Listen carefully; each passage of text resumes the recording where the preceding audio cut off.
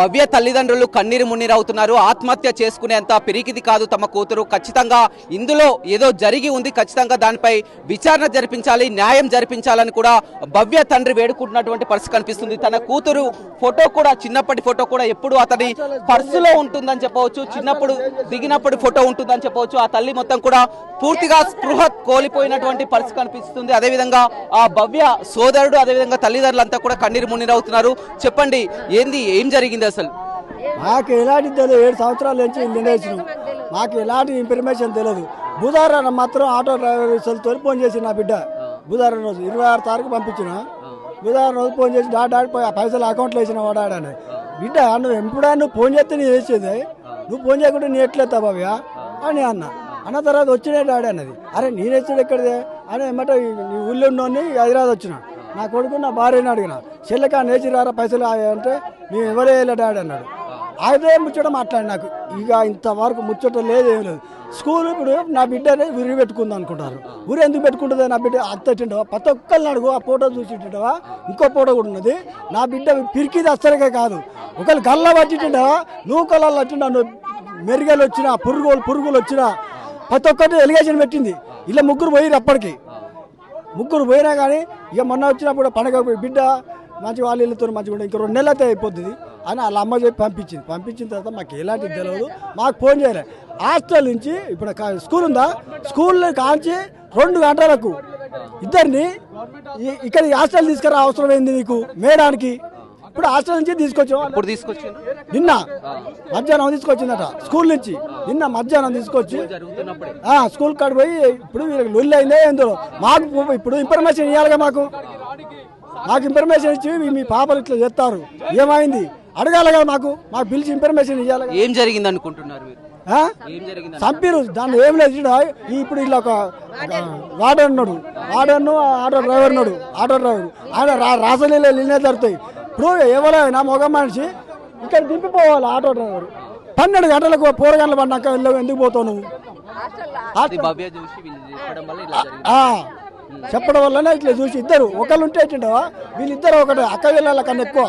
వాళ్ళు సాకలోళ్ళ అమ్మైనా మేము గోళ్ళ అయినా కానీ వాళ్ళు ఒకళ్ళు తిండి ఒకళ్ళు తినిపించుకుని అట్లా అంత మంచిగా ఉండేటోళ్ళు. పోలీసులు ఏమంటున్నారు? మీరు పోలీసులు ఏమంటారు? ఇచ్చిండో ఎవరు అనకనే కదా, మాకు తెలియకుండా ఊరి పెట్టుకున్నారు. ఇప్పుడు జనాలు వచ్చినాక ఉండాలా, మాకు ఇన్ఫర్మేషన్ ఇవ్వాలా. ఇన్ఫర్మేషన్ ఇవ్వలే, జనాలు వచ్చినాక ఇవ్వలే. పోలీసు వాళ్ళు ఇప్పుడు చూసుకోవాలి. హాస్టల్ వాళ్ళు ఏమంటున్నారు? హాస్టల్ వార్డెన్ లేరు, వాళ్ళు లేరు. ఇంకా హాస్టల్ వార్డెన్ ఎవరు సమాధానాలు తీసుకపోయారు. నైట్ ఇట్లా తీసుకుపోయారట, నైట్ తీసుకుపోయి ఇంకో వైష్ణవి వాళ్ళ ఫాదర్ ఫోన్ చేసినట. మాకు అది ఫోన్ చేయాలి అసలు అన్నో నెంబర్ వచ్చి మాకు చెప్పి ఇట్లా అన్న ఇట్లా మీ చెల్లి ఇట్లా అయిందని.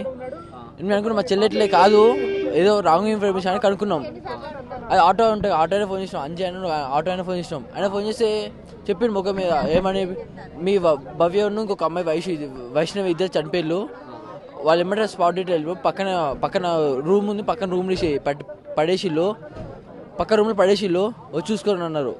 మళ్ళీ అది ఒక అబ్బాయి ఫోన్ చేసినాను, నేను తెలిసిన అబ్బాయి ఉంటే బొడగిలు ఉండే. సూసైడ్ లెటర్ కూడా రాస్తుంది. అది చెల్లెది కాదన్న, చెల్లె రైటింగ్ నాకు తెలుసు, ఎందుకంటే చెల్లె రైటింగ్ చూపెడతా ఒకసారి. చెల్లె రైటింగ్ చూడండి, ఆ సైన్కి అసలు రైటింగ్ చెల్లె కాదు, చెల్లె అంటారు, రైటింగ్ కాదు. మొత్తానికి అయితే ఆటో ఆయనే వార్డెన్ మర్డర్ చేసి అంటే చంపేసి అన్న. చేతికి చెల్లె ఉంది మొత్తం బ్లాక్ అయిపోయింది. కానీ వాళ్ళు చంపడానికి కారణం ఏమనుకుంటున్నారు? అంటే చెల్లె ఏమన్నా ఫేస్ టు ఫేస్ మాట్లాడతానా అంటే ఇంత ముందుకి ఫుడ్ విషయంలో మాట్లాడింది. ముగ్గురు ఎల్లగొట్టిళ్ళు. మళ్ళీ ఇప్పుడు మొన్న ఇది అయిందట, అదే ఆటో డ్రైవర్ ఆంటీతో ఏమో వేసినట. అది చెప్దామంటే వాటి మీద ఏమన్నా మీరు ఎవరు చెప్పొద్దు అన్నట. కరెక్ట్ టైంలో మరి ఎందుకు ఆ స్కూల్ నుంచి తీసుకొచ్చింది 2 అవర్స్లో ఏమైందో అన్న. ఇక మాకు ఫోన్ కూడా చేయలేదు. ఆ మేడం ఏమంటుంది, నీ వాళ్ళ బ్రదర్ ఫోన్ చేసినట్ట. నా బ్రదర్ నేనే, ఓ ఫోనే రాలేదు, నాకు ఇన్ఫర్మేషన్ కూడా రాలేదు, ఇప్పుడు కూడా ఫోన్ రాలేదు. వాళ్ళ మేడం ఎలా ఉండేది చదువులో ఇట్లా ఎలా ఉండేది? చదివే అన్న మంచి చదివేది, మంచి ఏమంటారు స్పీచ్కి ఇట్లా ఆమె ఇచ్చేది స్కూల్లో. ఎవరు చెప్పదు ఆ మొక్కది ఇచ్చే స్పీచ్లు. ఇట్లా డిఓ ఉంటాయిగా, డిఓ దగ్గర ఆమెకు చెల్లె నేను ఇద్దరమేనా. నేను ఫస్ట్ ఇయర్, ఇప్పుడు ఇంటర్ ఫస్ట్ ఇయర్, చెల్లె 10th. థర్డ్ క్లాస్ 7 years వెళ్ళాను. చివరిసారి 26కి హాస్టల్కి వస్తుంది. సరే అన్న వెళ్తానని చెప్పి మంచి చెప్పింది. నుప్పలు బస్ ఎక్కించిన, నేను కాలేజ్ వెళ్తాను మార్నింగే వచ్చింది, బాగా చెప్పింది అంతే. లాస్ట్ అది ఇక అప్పుడు. ఇప్పుడు ఏం కోరుకుంటున్నారు మీ డిమాండ్? ఆటో అయినా వాటిని ఇద్దరు శిక్షించాలి. అంతమించి ఏం లేదు అన్న. చేయాల్సిందే వాళ్ళిద్దరే వార్డెన్ లేని ఆటో డ్రైవర్ లేని లేదు. ఆ పిల్ల ఉరి పెట్టుకునేది కాదు, అదురుది కాదు. ఏమన్నా కంప్లైంట్ ఇస్తే నీకు అవసరం లేదా, నువ్వు పక్కకుండా అని చెప్పారట. వాళ్ళు అన్ని మేయడానికి వాళ్ళందరూ కలెక్షన్లు ఉన్నాయట. అది పిల్ల స్విచ్ ఆఫ్ ఫోన్ పెట్టుకున్నాడు అన్న. ఆయన వాళ్ళ ఇంటికాడికి వెళ్తే ఇంటికా లేడు, ఆయన ఇంటికాడ వెళ్తే ఇంటికా లేడు, స్విచ్ ఆఫ్ పెట్టుకున్నాడు. ఆయన పరారీలో ఉన్నాడు ఆయన. అంతే చూడొచ్చు, మొత్తం మీద కన్నీరు మున్నీరు అవుతున్నటువంటి పరిస్థితి కనిపిస్తుంది.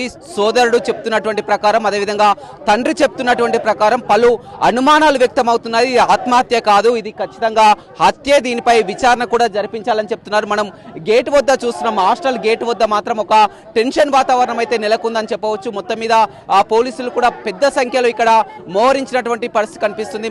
తమకు న్యాయం జరిగిన తర్వాతనే ఇక్కడి నుంచి వెళ్తామని కూడా చెప్తున్నారు. మొత్తం మీద ఏది ఏమైనప్పటికీ కూడా జరుగుతున్నటువంటి పరిమాణంలో ఇద్దరు విద్యార్థినులు, అదేవిధంగా మొత్తం ఆ తల్లి చూడవచ్చు, మొత్తం కూడా పూర్తిగా స్పృహ కోల్పోయినటువంటి, మాట్లాడలేనటువంటి స్థితిలో ఉంది. ఆ తల్లి అంతా కన్నీరు మున్నీరు అవుతున్నటువంటి పరిస్థితి కనిపిస్తుంది. పూర్తిగా భవ్య అదేవిధంగా వైష్ణవికి ఇద్దరికి కూడా న్యాయం జరగాలని చెప్తున్నారు. వారంతా కూడా పేద కుటుంబం, వారంతా కూడా ఎలాంటి తెలియనటువంటి విషయం, మాకు ఏమి కూడా తెలియనటువంటి విషయం ఏమైంది అంటున్నారు.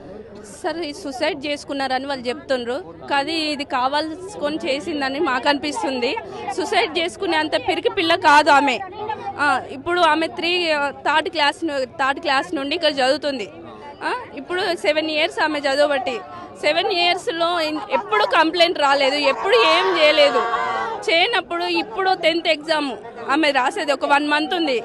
1 month 10th ఎగ్జామ్ రాస్తే అయిపోతుంది. ఏదో కావాలని ఏదో సీక్రెట్ గా మెయింటైన్ చేసి వాళ్ళిద్దరిని చంపేశారు. ఏమంటున్నారు హాస్టల్ వార్డెన్లు కానీ పోలీసులు కానీ? పోలీసు వాళ్ళు మాకు చెప్పింది, మీకు వచ్చిన ఇన్ఫర్మేషన్ ఏంటి అని మేము అడిగాము పోలీసు వాళ్ళను. అంటే వాళ్ళు చెప్పింది ఏమంటారంటే, ఈ 10th అమ్మాయిలు ఇద్దరు చనిపోయిన అమ్మాయిలు 7th వాళ్ళ అమ్మాయిని ర్యాగింగ్ చేసిళ్ళు అని చెప్పింది.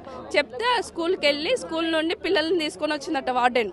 తీసుకొని వచ్చినాక కౌన్సిలింగ్ ఇచ్చిందట టీచర్ వాళ్ళు. కౌన్సిలింగ్ ఇచ్చినాక ఇక సాయంత్రం అయిందట, వాళ్ళ పిల్లల్ని పిలిచిందట, ఏదో జరిగిందట. సాయంత్రం 6:30, 7:30, 8 గంటలకు వాళ్ళిద్దరు ట్యూషన్ టైం అయితే వచ్చిండ్రట. మిగతా ఫ్రెండ్స్ కూడా ఉంటారుగా, ఇద్దరు ఎలా ఉన్నారు రూమ్ లో? అయితే అందరూ లంచ్కి వచ్చిందట సార్. అందరు లంచ్కి వచ్చిందట అండి. లంచ్కి వచ్చినాక వీళ్ళిద్దరు లంచ్ పెట్టించుకున్నారట, కానీ వీళ్ళిద్దరు తినలేదట, పక్క పెట్టిల్లట. వాళ్ళంతా తిని స్టడీ అవర్కి వెళ్ళిల్లట. మేము లంచ్ తినలేదని వీళ్ళిద్దరు పైకి వచ్చిల్లని చెప్తున్నారు పిల్లలు. మాకు రిలేషన్. చూడొచ్చు, మొత్తం మీద మాత్రం వీరంతా పలు అనుమానాలు ఉన్నాయి. అనుమానాలు పూర్తిగా విచారణ జరిపించాలి, న్యాయం చేయాలని చెప్తున్నారు. మొత్తం వీరంతా పేద కుటుంబం, ఇద్దరు కూడా వారంతా పని చేసుకుంటూ, తల్లిదండ్రులంతా కూడా పని చేసుకుంటూ జీవనోపాధి గడుపుతారు. ఇంకొక నెల రోజులు అయితే తమ 10th క్లాస్ ఎగ్జామ్స్ కూడా ముగుస్తాయి.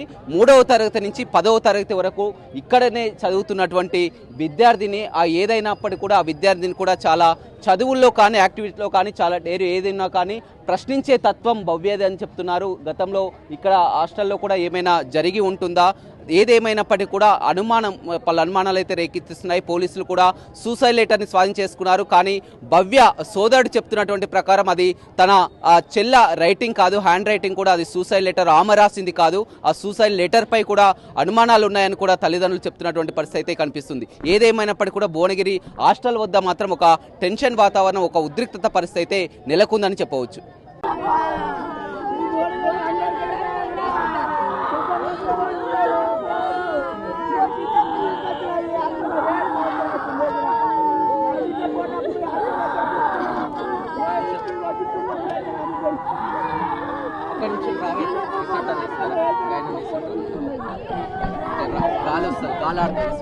బయటికి